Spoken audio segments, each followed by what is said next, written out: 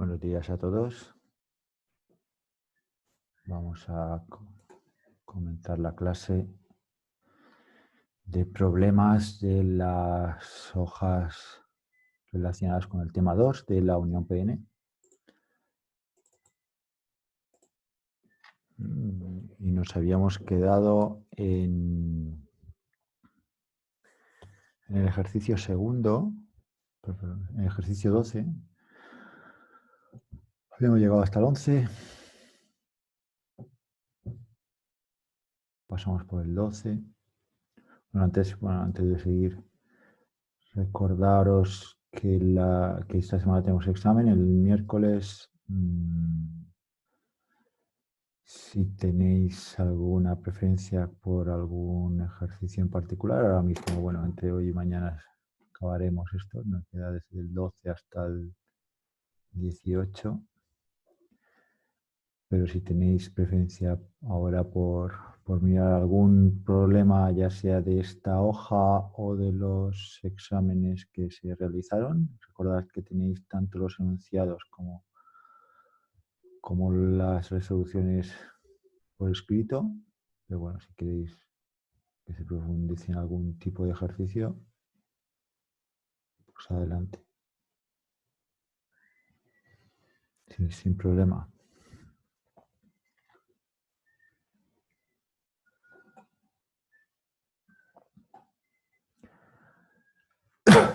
En cualquier caso, pues yo un poco sigo el orden, más que nada sigo el orden para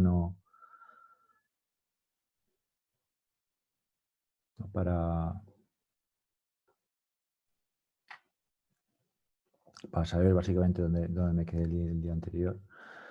Ejercicio 13. El ejercicio 13, perdón, el 12, me habla de una unión P más N de la zona larga, con zona N larga. Eso quiere decir lo siguiente. Ya lo estuvimos comentando el otro día. Primera unión P más N significa que el dopaje en la zona P es mucho mayor que en la zona N. A ver si podemos mejorar la visión de esto.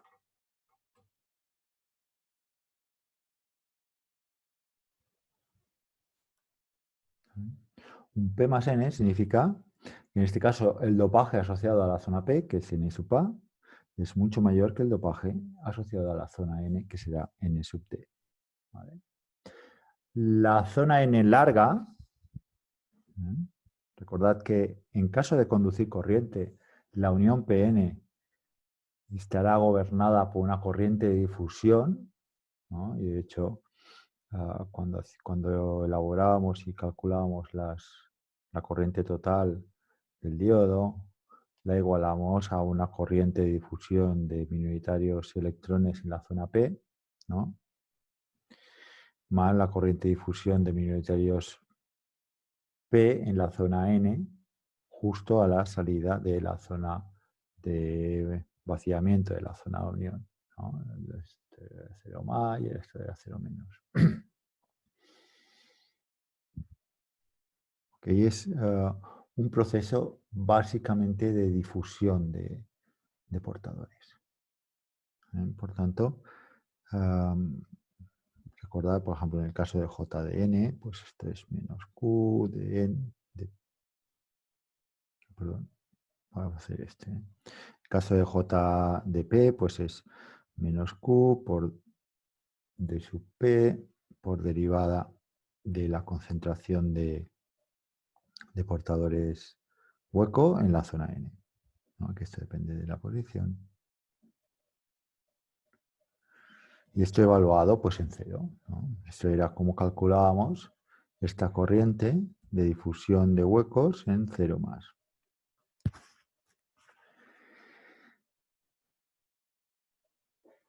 Para obtener esta expresión teníamos el P sub N, o ¿no? Que depende de X.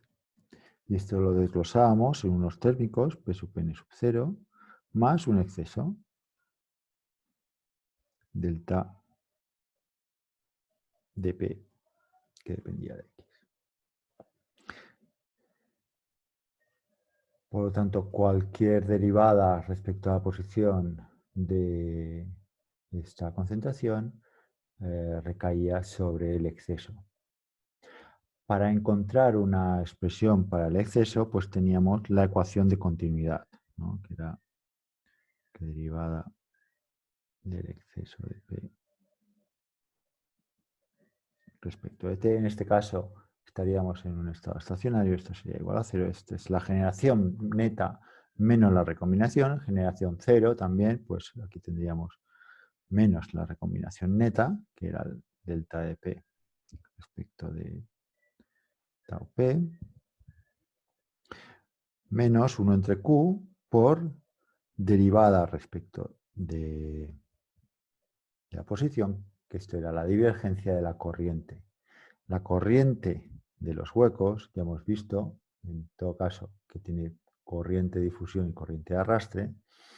Si es semiconductor tipo N, y esto es la situación aquí en la zona N, si es semiconductor tipo N, pues la podemos igualar a la corriente de difusión. Por las discusiones de otros vídeos. Por tanto, aquí poníamos pues, Q, o en este caso menos Q de P, menos Q de sub P, derivada de delta de P respecto de X. ¿No? Y esto me da una ecuación, ¿vale? Donde de P por derivada segunda de delta de P respecto de X cuadrado es igual, ahí ponemos a delta de P y aquí el tau P. A esto le llamamos L sub P cuadrado, que es la longitud típica de difusión. ¿Cuánto va a recorrer? ¿Qué distancia va a recorrer el hueco hasta que se recombina? Desde que se rompe el enlace hasta que se vuelve a reconstruir. Pues, bueno, todo esto un poco para comentar que cuando me habla de zona larga, zona n larga, quiere decir que esta dimensión, vamos a llamarla omega sub n, que es la notación que se utiliza en las transparencias, quiere decir que esta longitud de la zona neutra va a ser mucho más larga que la longitud típica de difusión de los minoritarios huecos en esta zona E. Si me dijeran algo similar respecto a la zona P, pues querría decir que la omega P, que es esta dimensión de aquí, sería mucho mayor que la longitud de difusión de los electrones libres en la zona P. Si por el contrario me dijesen que esto es una zona neutra corta, pues podría ser, pues querría decir lo contrario, que la omega n es mucho menor que la longitud típica de difusión de los minoritarios, ¿no? Esto es zona corta y esto es zona larga. Pues nos quedamos con esta zona. En la zona corta, básicamente el perfil de minoritarios sería lineal. Aquí, si fuese corta, querría decir que entre la salida de la zona de vaciamiento y el fin del diodo, pues tendríamos una variación de los portadores minoritarios huecos lineal. Cuando es larga, quiere decir que la resolución de esta ecuación pues, se puede aproximar como delta de P de 0 por E a la menos X entre L sub P. Eso por zona larga, omega n mucho mayor que omega que LP.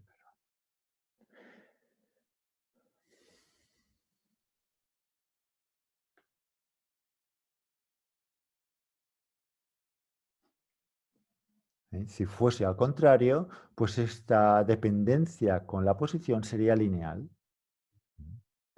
en donde delta de P en 0 es P sub n sub 0 por E elevado a V entre Vt menos 1 Y recuerdo que P sub n sub 0 es ni cuadrado dividido por el dopaje de, en este caso, el dopaje en la zona n, que es n sub t. ¿Vale? Por lo tanto, cuando evaluamos esta corriente, tenemos que hacer esta derivada de esta delta de P. Recordad, la derivada de P es igual que hacer la derivada del delta de P, porque toda dependencia, ya sea temporal o espacial, en este caso solamente espacial, porque hemos dicho que estamos en el estacionario, pues la derivada de la concentración es lo mismo que la derivada del exceso. Entonces, aquí tendríamos Q de P derivada de esta exponencial, pues tendríamos el menos, que con el menos anterior se me haría más, y dividido por el LP. Aquí ya no he puesto el menos, ya lo he quitado porque con el menos del exponencial se me pondrá más. Y luego tendré este LP, esta longitud de huecos, longitud de difusión de huecos, dividiendo, ¿no? Teníamos esto dividiendo, y luego el delta, que es ni cuadrado entre nd por e elevado a 1 entre vt menos 1. ¿Ok? Esto de aquí no es más que el delta de P0, que en un vídeo está explicado con un poco por qué razones habíamos llegado a este valor.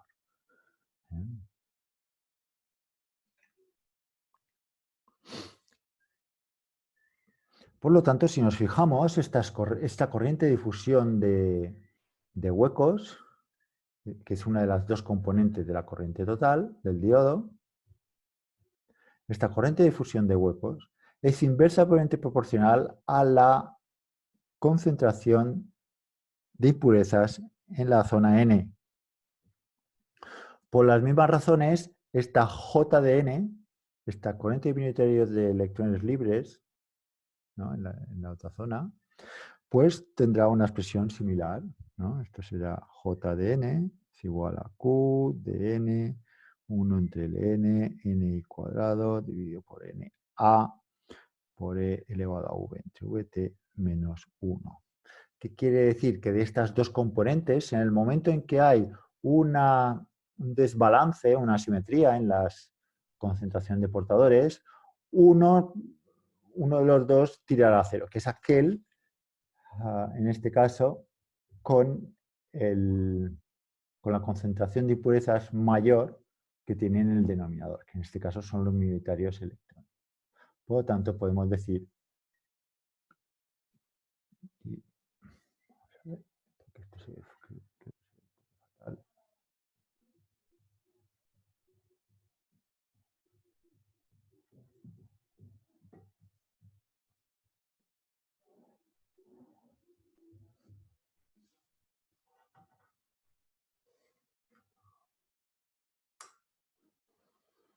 no sé si se ve mejor así o como antes, o igual de mal.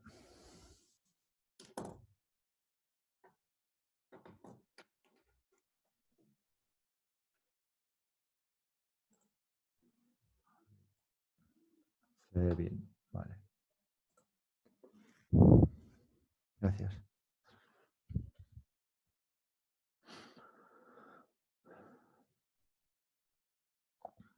Bueno, por lo tanto, la corriente total del diodo, que tiene esas dos componentes, una de esas componentes es la dominante, que es la de los huecos, aquel minoritario que me viene de una zona con más impurezas, ¿no? Es decir, aquí hay,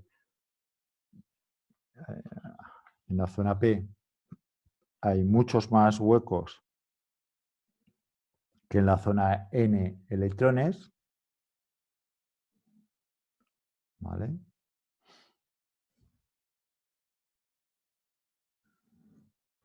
Por lo tanto, la corriente de difusión debido a estos señores será mucho más importante que la corriente de difusión debido a estos. Esto es un poco la moraleja. Entonces, eso para las primeras la primera frase, ¿no? Unión PN o P más N, zona larga, y luego valores de parámetros que luego incluiremos. Un valor de polarización directa, bla, bla, bla. Y me dice, calcula la densidad de corriente de difusión de huecos a 2 micras de la zona de vaciamiento en la zona N.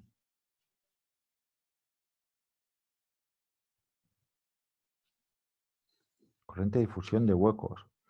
En este caso,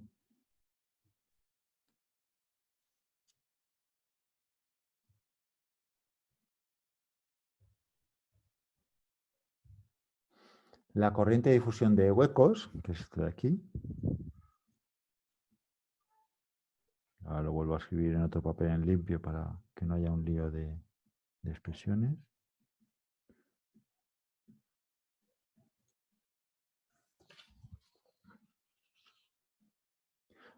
Si lo que me piden es corriente de difusión de huecos, que es esta historia, evaluado en x igual a un valor, no me acuerdo, 2 micras.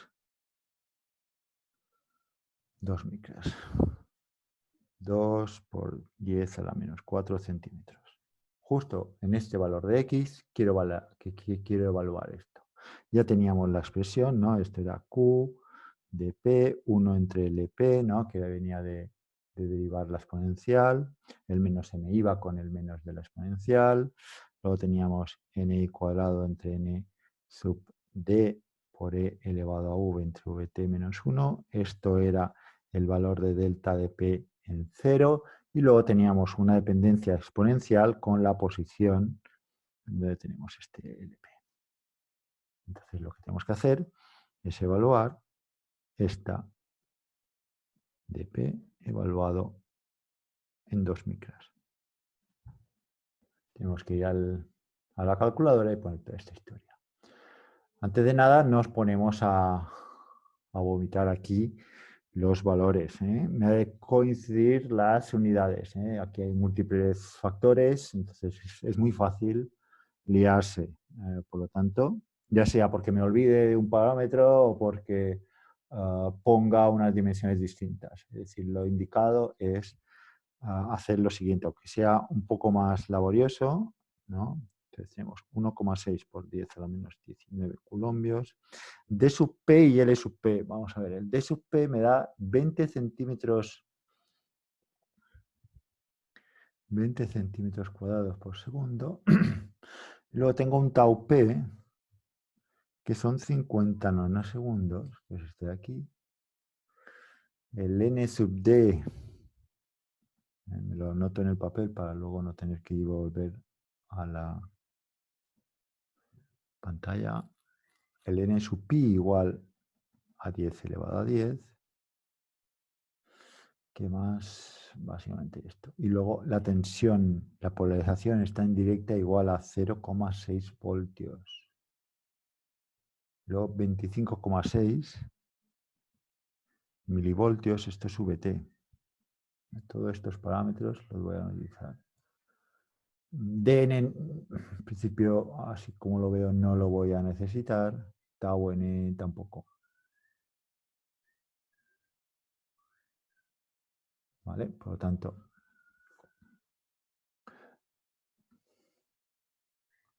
carga del electrón.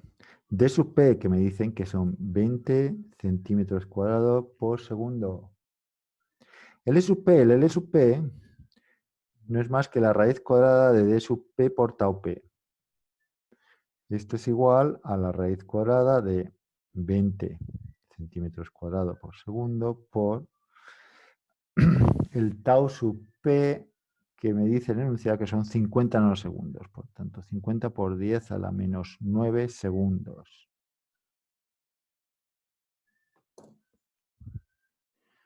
Vamos a ponerlo en la calculadora.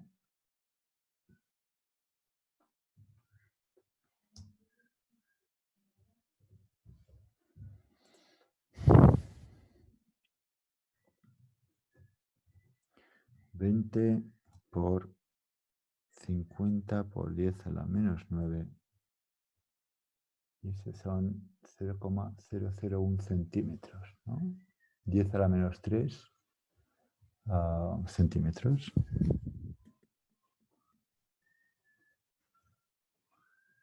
¿Vale? 10 a la menos 6 centímetros. 1 entre 10 a la menos centímetros. En su pi, 10 a la 10 al cuadrado. Y estos son centímetros a la menos 6. El n sub d, que son 10 a la 16 centímetros a la menos 3.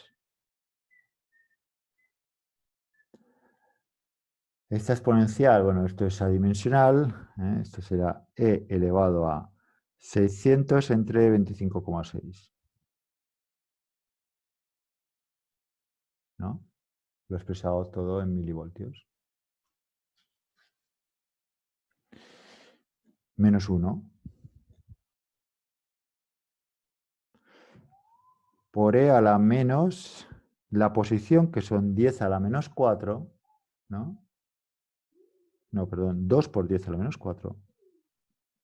Porque tenemos que evaluarlo, esta expresión de la corriente la tenemos que evaluar en 2 micras, ¿no? Por lo tanto, recordad, 2 micras, 10 a la menos 4 centímetros, no me pongáis 10 a la menos 6. Dividido por 10 a la menos 3 centímetros. Si no me he equivocado. Ya miramos, esto sería nada, ¿no? Porque esto es centímetros entre centímetros. Tendríamos centímetros a la menos 3, que con centímetros a la menos 6 se me convierte en centímetros a la menos 3. Y luego estos centímetros a la menos 3 los puedo aquí poner como centímetros a la 4, ¿no? Por tanto, quitamos esto. Centímetros al cuadrado entre centímetros a la 4, pues este se va y me queda aquí un 2. Coulombios por segundo, estos son amperios, ¿no? Y tendré amperios por centímetro cuadrado, que es la unidad de densidad de corriente. ¿Cuál es la corriente que me pasa por unidad de área, que en este caso se eligen los centímetros, ¿no? Por tanto, los centímetros cuadrados. Y ahora sí ya puedo vomitar los números en la calculadora.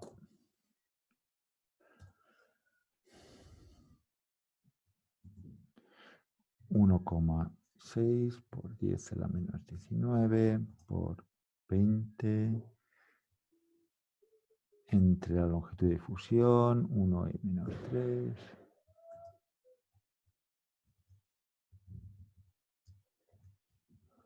Por n cuadrado, 1 y 10 al cuadrado, entre n sub d, 1 y 16 por exponencial de 600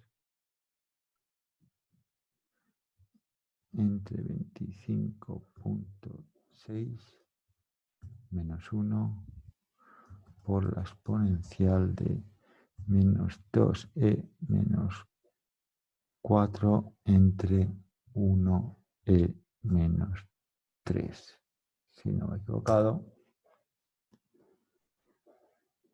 0,395. Serían amperios por centímetro cuadrado. No sé si coincide. 0,395. Okay. Vale. Apartado B. El apartado B me dice, si doblásemos el dopaje en la zona P+, ¿cuál sería el efecto sobre la corriente anterior? El dopaje en la zona P+, recordamos, lo que tenemos es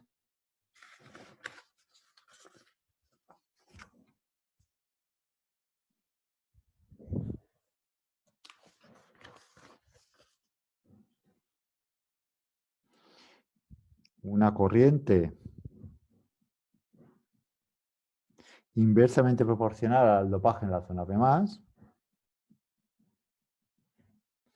y luego una corriente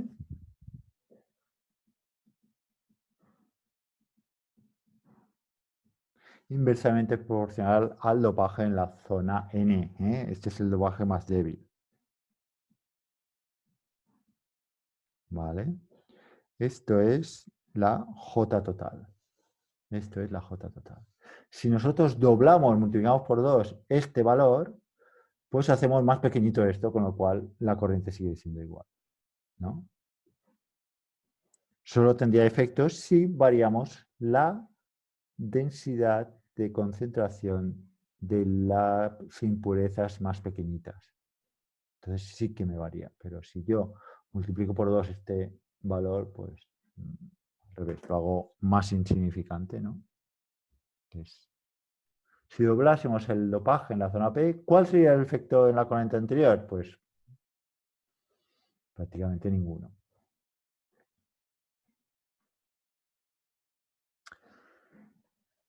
Luis, ¿Sí?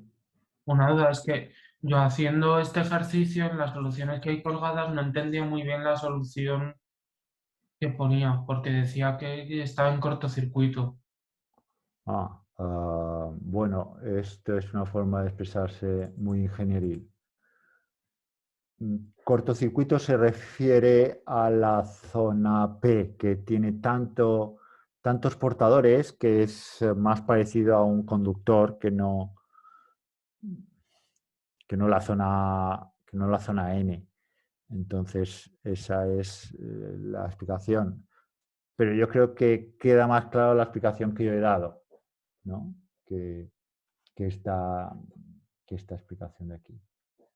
Quiere decir que tú aumentas el dopaje del P, que ya era muy conductivo y no tiene ningún efecto. Pero bueno, es más ambiguo esta explicación.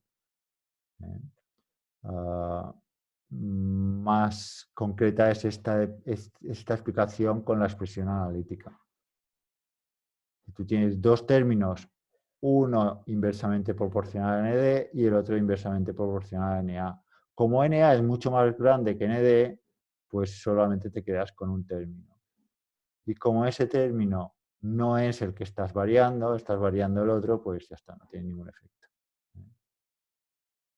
Me gusta más esta otra explicación que no esta, que es más ingenieril.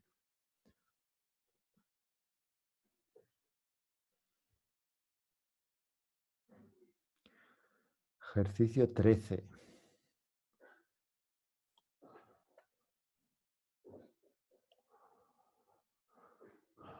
Tenemos una unión PN de arsenuro de galio con concentraciones idénticas en la zona de P y N. ¿Cuál sería la corriente dominante en dicha unión?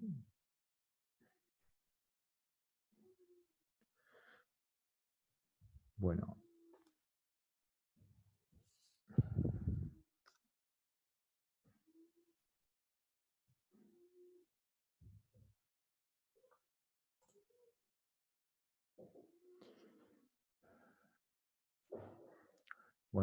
en este caso tenemos esos dos términos, ¿no? Esos dos términos, perdón. Esos dos términos de difusión, uno de minoritarios electrones en la zona P y otro de minoritarios huecos en la zona E. Los dopajes me dicen que son iguales. Estos son, ND y NA son idénticos. Por lo tanto, si hay un desbalance entre estas dos corrientes, no es debido al dopaje,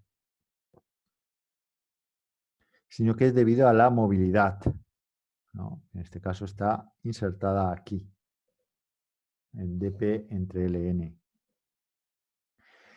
o en dp entre Lp y dn entre Ln. Todos los otros son una constante igual, es decir, se puede sacar el factor común. Yo puedo poner qni cuadrado e elevado a v entre vt menos 1, que multiplica a, ¿no? y dividido por n, Na o Nd, da igual porque son iguales, y que multiplica dn entre ln más dp entre lp.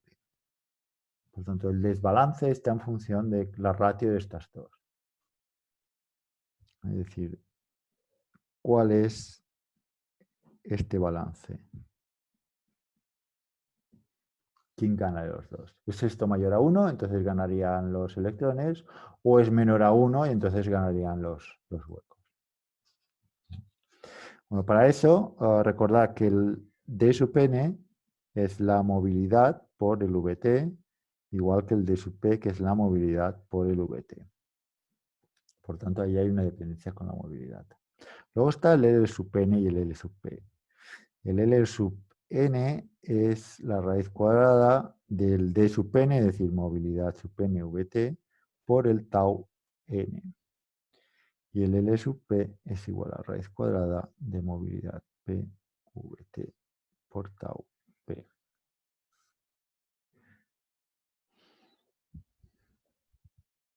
Por tanto, esta ratio es igual a raíz cuadrada de movilidad, si no me estoy equivocando, el Vt se va. Sí, porque el Vt está multiplicando por todo arriba y abajo, entonces el Vt no hace falta.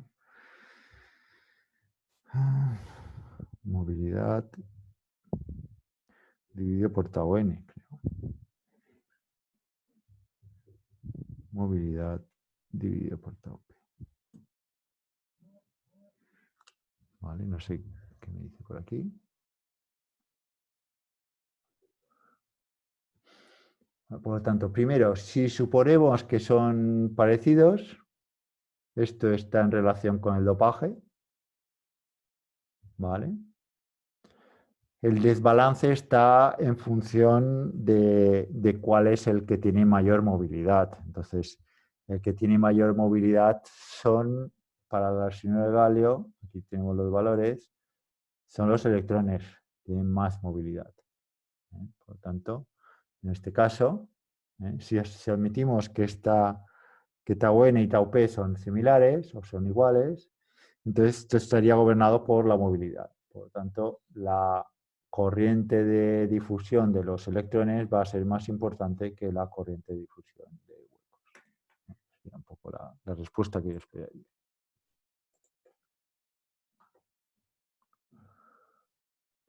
₁.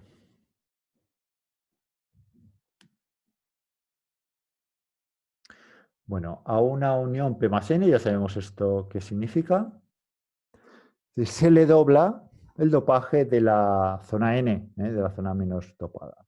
Por tanto, ¿qué me dice?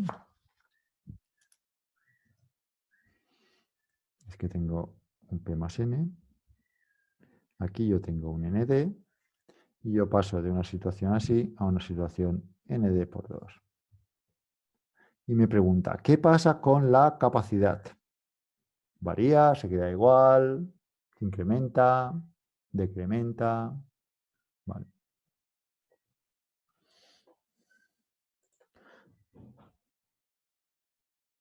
Esta es la expresión de la capacidad. Está en las transparencias.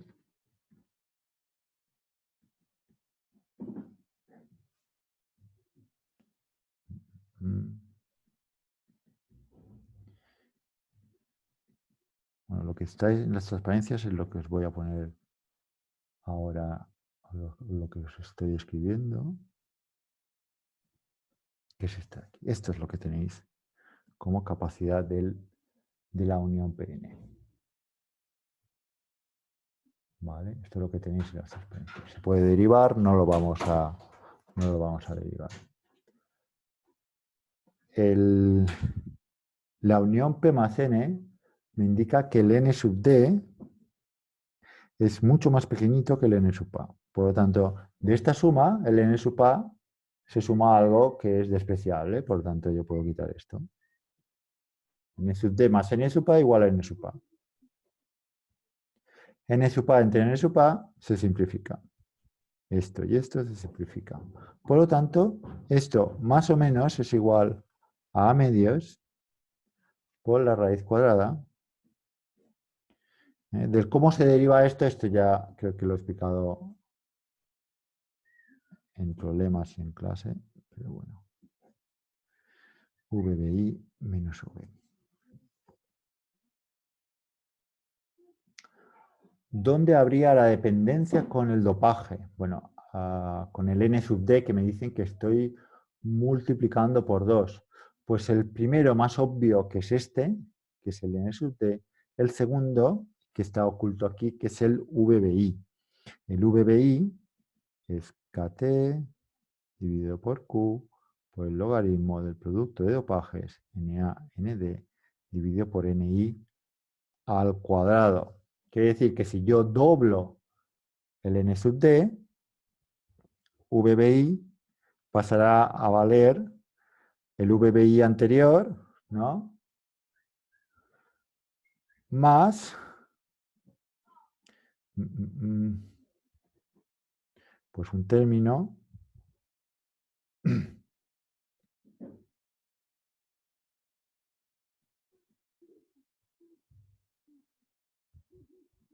¿no? Si no voy mal, será el VBI anterior más un término adicional que es KT entre Q. Ya sabemos que estos son milivoltios, ¿no? Estos son del orden de 26 milivoltios por logaritmo de 2, pues que no se va muy allá de la unidad, ¿no? Por tanto, el primero, el VBI, no se ve muy afectado, se ve afectado, pero lo que más importante es que este condensador es relevante cuando la V es negativa. Cuando la V es negativa, ¿no? Y los valores en los cuales esto es relevante, pues muchas veces, pues incluso este no lo utilizamos. Estuvimos haciendo un ejercicio en el cual se podía resolver incorporando el VBI o sin incorporarlo y prácticamente teníamos el mismo valor. Es decir, la dependencia con VBI es más débil. La dependencia más fuerte con el N sub D es esta. Y en caso de variar, en caso de decir, bueno, la VBI tiene una variación, esa variación no es muy relevante. Lo podemos poner.